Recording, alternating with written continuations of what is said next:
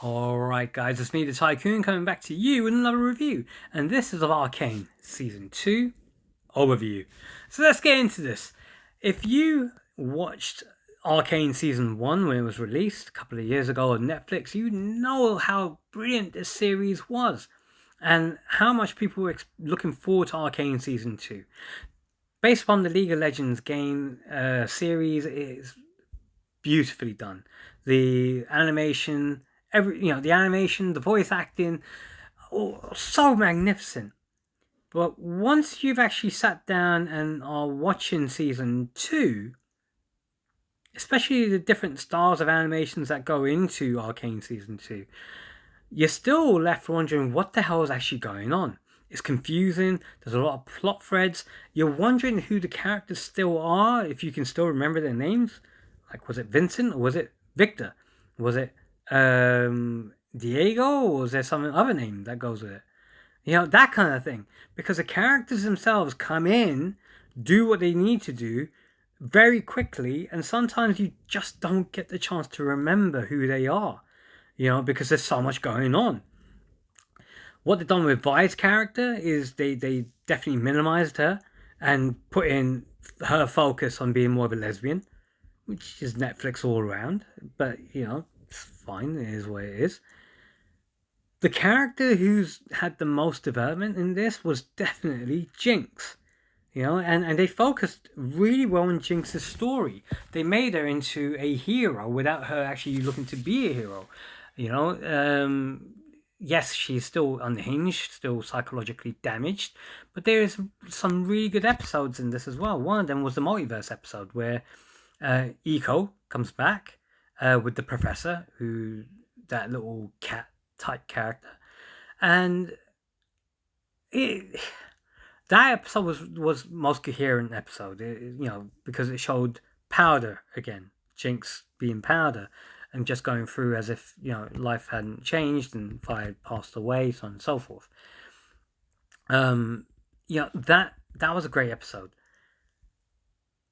But the difficulty that they had was that they threw so much in there, tried to bring it to one thing, but they confused the audience so much. Generally, from what I saw, it was the Arcane. The power of the Arcane has the power to destroy people, civilizations, the whole shebang. And because the power has been harnessed to make weapons, so on and so forth, what it's actually doing is increasing the ability of the Arcane to be able to destroy everything.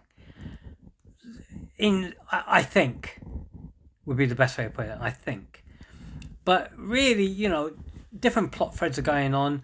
You don't know why things are happening the way they're happening.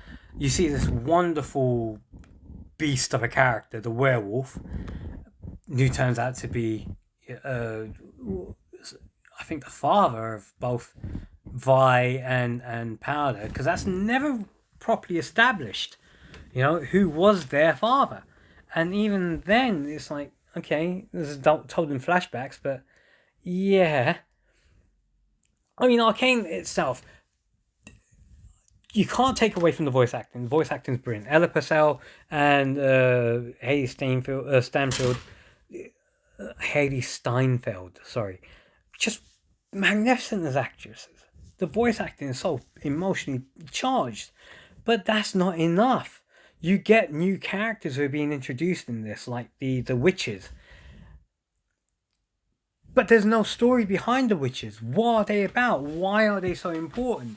You have to follow it really hard, and sometimes it loses you. It loses you because it bedazzles you with the animation and different animation styles to keep you attracted to something that is definitely has something wrong with it. The story isn't quite there. And because they're putting in multiple character threads, multiple plot lines to try and bring it to one eventual outcome, it's not working, and that's what happens. You get the savior in, I think it was Victor, comes back, from the Arcane, and he starts being the savior that is healing people up and becomes this, and as he's healing people up, he's using the Arcane's magic But what he's really doing is creating a bunch of followers whose souls have been ready and taken, kind of thing. You see Diego come back and suddenly kill someone who's actually quite peaceful to him. I was like, wait, what's happening here?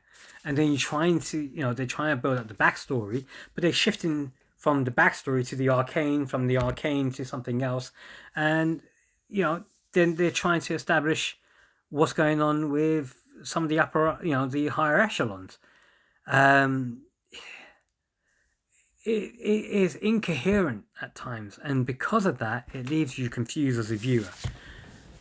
Don't get me wrong, the set pieces are brilliant. Don't get me wrong, you're rooting for Powder or Jinx's character to make sure she's okay, because you see Jinx's development.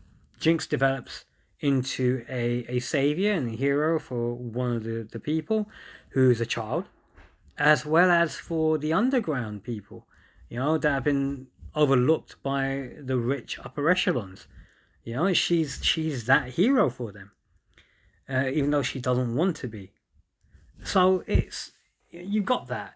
You got Vi trying to piece together parts of her past and try and keep things, going strong. But really what they've done, they use Vi to be, oh, you know what? We need this gay scene in here, and we need a lesbian to do it, and why not? Let's do it. It's like, okay, it feels forced as opposed to organic, would be the best way of putting it. And that was one of the criticisms of the show, was that what you had in season 1 was well fleshed out characters. You had good explanations about things that didn't treat the viewer like they already knew the League of Legends. The whole philosophy, the whole lore of the League of Legends, because I don't know it. I'm watching Arcane, understanding it's come from a video game, and I still need to understand all the other characters. And that's what the job is of the show to do. But if the show is too busy treating the audience like it already knows, then it's very difficult to stay engaged, And even the very end, where they do the coup, it's like, wait, what did I miss here? How did this happen? How did all of this happen? You've complicated the story to the point whereby it's very difficult for the viewer to keep following. But if you follow, you still get more confused at the end of it. All in all, Arcane, visually beautiful. Voice acting, absolutely, you can't beat it. But the one character's story is not enough to carry the series, and leaves the viewer feeling a little bit confused at the end of it. At the end of the day, from my point of view, you could call me an old man or whatever it is. It was beautiful, but just like anyone with makeup, strip that makeup away, get the real thing behind it, and you think, wait a minute, have you taken your medication today? Kind of stuff. Yes, I'm going down that road. Yeah. Anyway, look, guys, I know it should have been better. It should have, and it could have been. Just wasn't.